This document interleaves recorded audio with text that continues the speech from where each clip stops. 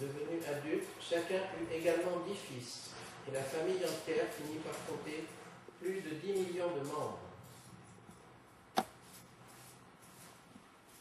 Le Seigneur est en fait le Père de tous les êtres, innombrables. C'est pourquoi, même si seuls quelques-uns sont appelés à l'accompagner dans ses divertissements sublimes à Dwarka, sur terre, il ne faut pas s'étonner que sa famille ait compté tant de membres.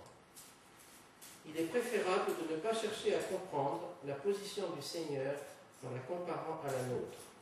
La chose apparaît d'ailleurs très nettement dès que nous saisissons, fût-ce une infime part des attributs spirituels et absolus du Seigneur.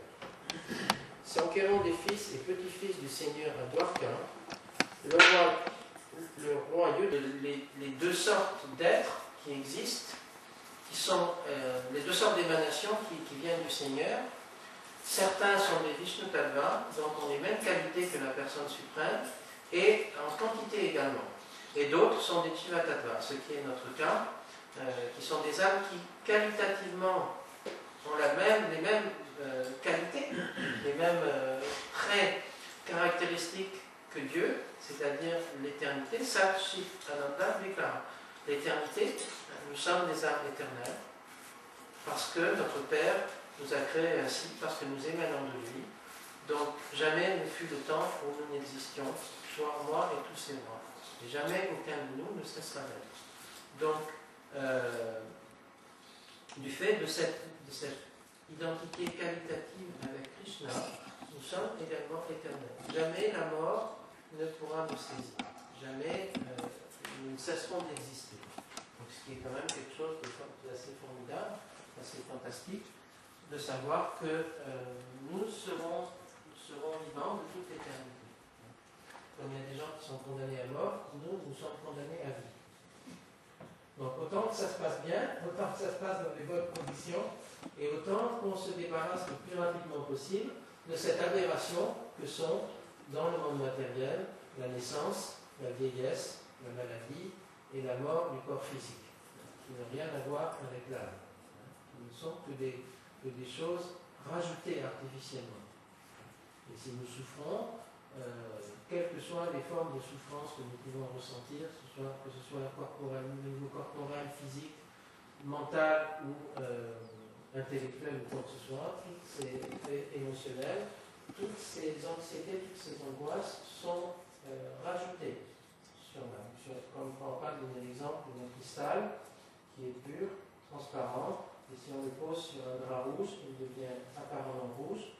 Si on le pose sur un drap jaune, il devient apparemment jaune. Si on le pose sur un drap bleu, il devient apparemment bleu. Mais en réalité, il est toujours transparent. Donc de même, l'âme a toujours ses qualités.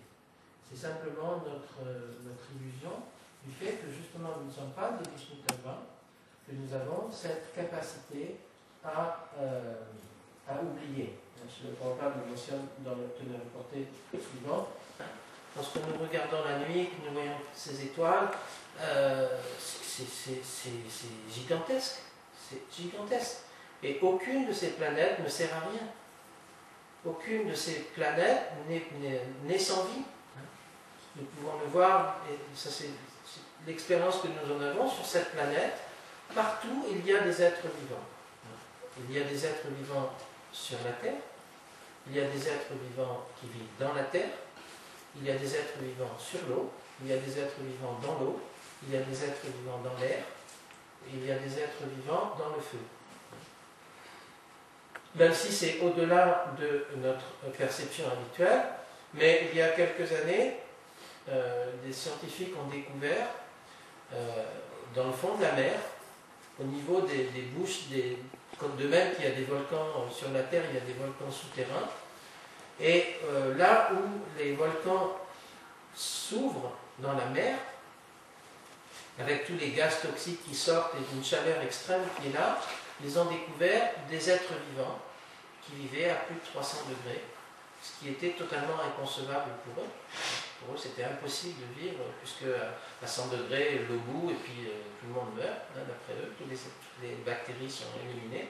Mais là, il y a des êtres vivants qui se nourrissent, qui vivent là, et qui se nourrissent des acides toxiques pour les êtres humains, qui sortent du soufre et de toutes ces choses chimiques, et parce qu'ils ont un métabolisme complètement différent du nôtre. Ce qui est toxique pour les êtres humains est la nourriture et les conditions de vie idéales pour ces autres créatures. Et ce qui est également confirmé dans le Srimad Bhagavatam, où il est dit que ce qui est nourriture pour les uns est poison pour les autres. Donc, des êtres vivants existent, y compris dans des conditions extrêmes. Et c'est ce que Krishna confirme lui-même dans la Bhagavad Gita. Si nous avons confiance en Krishna, ce que nous devrions, qu'il y a quelques millions d'années, il a donné cet enseignement de la Bhagavad Gita, tranquillement assis sur la planète du soleil, à Vivashvan, à Arjuna qui était là aussi, et à toutes les autres personnes qui étaient autour. Donc c'est totalement inconcevable pour nous qu'il puisse y avoir des villes, des rivières, des fleurs, de la nourriture, de la fraîcheur sur la planète du soleil. C'est inconcevable pour nous. Donc admettons notre faible capacité à comprendre un certain nombre de choses, et en même temps, ayons foi dans les Écritures qui nous sont révélées, parce que nous pouvons avoir confiance, nous avons confiance en Srila Prabhupada, et nous avons confiance en Srila Vyasadeva. Nous savons, comme Srila Prabhupada l'a dit de nombreuses fois, que ces grandes personnalités ne s'amuseraient pas à raconter de la mythologie. À l'époque où Srila Prabhupada était en Inde, où il a été en partie éduqué par les Anglais, à la Scottish Church College, et donc, puisque les Anglais